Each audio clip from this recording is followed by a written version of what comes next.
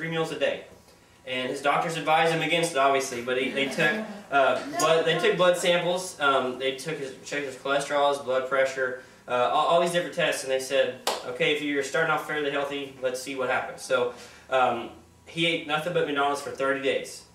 Okay, now if you ever seen the movie, it doesn't take you that long to realize that McDonald's is not very good for you. But at the end of these 30 days, his cholesterol level shot through the roof, his blood pressure went up, his energy level decreased, his sex drive decreased, he felt depressed, he felt horrible. As a matter of fact, he vomited after several meals. And unfortunately, it shows it in the movie. So you can just imagine, if we put that bad fuel in our body for 30 days, imagine what we do 3 times a week. Busy families. You know, mom's running late from work, so guess what? She stops off and gets McDonald's one night. And the next night, let's just order pizza, I don't feel like cooking. Unfortunately, that's the way our society has become, and we've kind of got lackadaisical about it. But it's very, very important to make sure we have the good fuels in our body, because if we don't put the good fuels in, we're not going to get good results out.